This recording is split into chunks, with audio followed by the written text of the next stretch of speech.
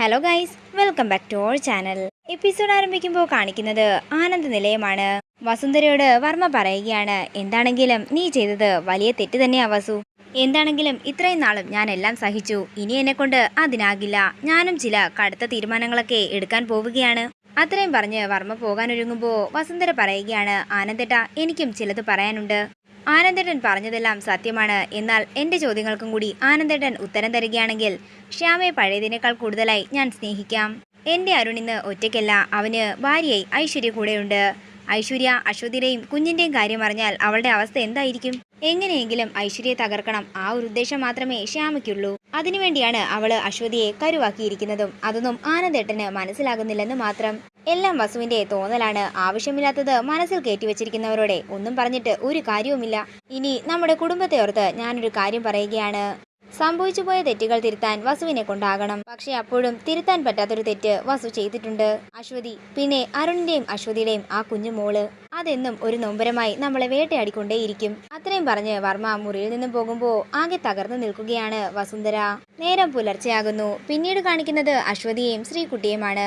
ശ്രീകുട്ടിക്ക് dress വാങ്ങാൻ വേണ്ടി ഒരുമിച്ച് പോവുകയാണ് രണ്ടാളും. തുടർന്ന് പോകുന്ന വഴി തന്റെ കൂട്ടുകാരികളുടെ അച്ഛന്റെയും അമ്മയുടെയും കാര്യം ശ്രീകുട്ടി പറയുകയാണ്.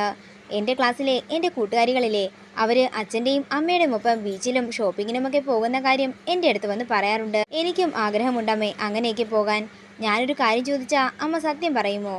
എൻ്റെ അച്ഛൻ എവിടെയാ? എനിക്കൊന്ന് കണ്ടാൽ മാത്രം മതിയെന്ന് ശ്രീകുട്ടി പറയുമ്പോൾ ഇതൊക്കെ കേട്ട് ആകെ തകർന്നു നിൽക്കുകയാണ് അശ്വതി. മോള് വാ, മോൾക്കമ്മ ഐസ്ക്രീം വാങ്ങിത്തരാമെന്ന് അശ്വതി പറയുമ്പോൾ എൻ്റെ ചോദ്യത്തിന് അമ്മ എന്താ മറുപടി തരാത്തതെന്ന് ശ്രീകുട്ടി ചോദിക്കുന്നു. എങ്കിലൊരു കാര്യം ചെയ്, മോളിവിടെ നിന്നാ മതി, അമ്മ പോയി വാങ്ങിയിട്ട് വരാമെന്ന് പറഞ്ഞ് അശ്വതി കടയിലേക്ക് പോവുകയാണ്. അങ്ങനെ അശ്വതി കടയിൽ നിന്നും ഐസ്ക്രീം വാങ്ങി തിരിയുമ്പോൾ കാണുന്നത് ജയേഷിനെയാണ്. ജയേഷിനെ കണ്ട് ഒരു ഞെട്ടലോടെ നിൽക്കുകയാണ് അശ്വതി.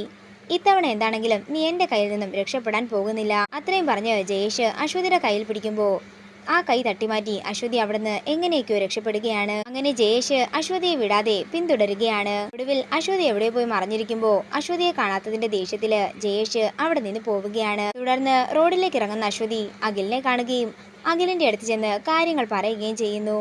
അഖിൽ, എൻ്റെ കുഞ്ഞ് അവിടെ ജംഗ്ഷനിൽ നിൽക്കുകയാ, ഒറ്റയ്ക്കാ, ഞാനും കൂടി വരാം അഖിലിന്റെ ഒപ്പം എന്നൊക്കെ അശ്വതി പറയുമ്പോൾ, ചേച്ചി ഇവിടെ സൈഡിലേക്ക് മാറി നിൽക്ക്, ഞാൻ പോയി ശ്രീകുട്ടിയും കൂട്ടിക്കൊണ്ട് വരാമെന്ന് പറഞ്ഞ് അഖില് അവിടെ നിന്ന് പോവുകയാണ്. തന്റെ കുഞ്ഞിന്റെ കാര്യം ഓർത്ത് വിഷമത്തോടെ നിൽക്കുന്ന അശ്വതിയാണ് കാണിക്കുന്നത്. പിന്നീട് കാണിക്കുന്നത് ശ്രീകുട്ടിയാണ്. ശ്രീകുട്ടി അശ്വതിയും കാത്തു നിൽക്കുമ്പോൾ അങ്ങോട്ടേക്ക് അരുൺ വരികയാണ്. എന്നാൽ ഫോണിൽ സംസാരിച്ചു കൊണ്ടുവരുന്ന അരുൺ ശ്രീകുട്ടിയെ ശ്രദ്ധിക്കുന്നില്ല. തുടർന്ന് അരുണങ്കിളെ എന്ന് വിളിച്ചുകൊണ്ട് ശ്രീകുട്ടി അരുണിന്റെ അടുത്തേക്ക് ചെല്ലും. മോള് റോഡ് ക്രോസ് ചെയ്യുന്നതിന്റെ ഇടയ്ക്ക് ഒരു വണ്ടിയിൽ തട്ടുകയാണ്. അങ്ങനെ ശ്രീകുട്ടിയുടെ ബോധം മറയുന്നു. അതേസമയം ആ കാഴ്ച കണ്ട് ഒരു ഞെട്ടലോടെ നിൽക്കുകയാണ് അരുൺ. ശ്രീകുട്ടിയെന്ന് വിളിച്ചുകൊണ്ട് അരുൺ മോളുടെ അടുത്തേക്ക് ഓടി വരികയാണ്.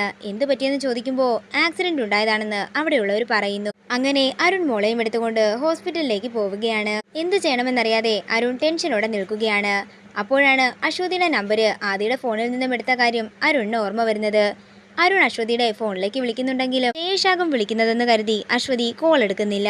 പിന്നീട് കാണിക്കുന്നത് ഡോക്ടർ തന്നെയാണ്. ഡോക്ടർ അരുണിന്റെ അടുത്തേക്ക് വന്നിട്ട് പറയുകയാണ്, കുഴപ്പമൊന്നുമില്ല, ചെറിയൊരു മുറിവുണ്ട്, അത്ര തന്നെ. പിന്നെ ആ ആക്സിഡന്റ് കണ്ട് ഭയന്നു പോയാ ബോധം പോയത്, ഇനി ചെന്ന് കാണാമെന്നും ഡോക്ടർ പറയുമ്പോൾ അരുൺ മോളുടെ അടുത്തേക്ക് ചെല്ലുകയാണ്. അതേസമയം ശ്രീകുട്ടിയുടെ കയ്യിലെ മുറിവ് ഡ്രസ് ചെയ്തുകൊണ്ടിരിക്കുകയായിരുന്നു. മോൾക്ക് ഇപ്പൊ എങ്ങനെയുണ്ടെന്ന് അരുൺ ചോദിക്കുമ്പോൾ കൈക്ക് വേദനയുണ്ടെന്ന് മോള് പറയുന്നു. തുടർന്ന് അരുൺ ശ്രീകുട്ടിയെ സമാധാനിപ്പിക്കുമ്പോൾ ശ്രീകുട്ടി കരച്ചിൽ നിർത്തുകയാണ്.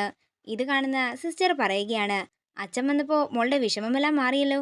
ഇത് കേൾക്കുന്ന ശ്രീകുട്ടിയും അരുണും ഞെട്ടലോടെ പരസ്പരം നോക്കുകയാണ്. മോളാകെ അങ്കിളിനെ പേടിപ്പിച്ച് കളഞ്ഞല്ലോ എന്ന് അരുൺ പറയുമ്പോൾ ശ്രീകുട്ടി പറയുകയാണ്, അത് പിന്നെ ഞാൻ അങ്കിളിനെ കണ്ടപ്പോ അങ്കിളിന്റെ അടുത്തേക്ക് ഓടി വന്നതാ, ആ ബൈക്ക് ഞാൻ ശ്രദ്ധിച്ചില്ല. അല്ല, മോളെന്തിനാ അങ്ങോട്ടേക്ക് ഒറ്റയ്ക്ക് വന്നതെന്ന് അരുൺ ചോദിക്കുമ്പോൾ എൻ്റെ ഒപ്പം അമ്മയുണ്ടായിരുന്നെന്നും പിന്നീട് അമ്മയെ കണ്ടില്ലെന്നും ശ്രീകുട്ടി പറയുന്നു. ഇത് കേൾക്കുന്ന അരുൺ പറയുകയാണ്, മോളുടെ അമ്മ നല്ല ആളാണല്ലോ, ഇപ്പൊ ഞാൻ വിളിച്ചിട്ട് ഫോണും എടുക്കുന്നില്ല.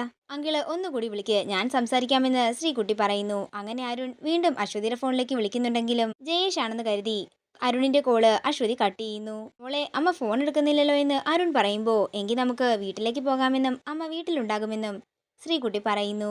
തുടർന്ന് ശ്രീകുട്ടി ചോദിക്കുകയാണ്, അങ്കിളെ, ആ പോയ സിസ്റ്റർ അങ്കിളിനെ എൻ്റെ അച്ഛനാണെന്ന് പറഞ്ഞില്ലേ, എന്നിട്ട് അച്ഛനല്ലെന്ന് പറയാഞ്ഞതെന്താ? ഇത് കേൾക്കുന്ന അരുൺ പറയുകയാണ്, ആ സമയം എനിക്ക് അങ്ങനെ പറയണമെന്ന് തോന്നിയില്ല. ഇത് കേൾക്കുന്ന ശ്രീകുട്ടി ചിരിക്കുന്ന കാണുമ്പോൾ അരുൺ ചോദിക്കുകയാണ്, എന്താ മോളെ, അല്ല, എന്നെ ഇങ്ങനെ സ്നേഹിക്കുന്ന ഒരു അച്ഛൻ എനിക്കുണ്ടായിരുന്നെങ്കിലെന്ന് ഞാൻ ആഗ്രഹിച്ചതാ.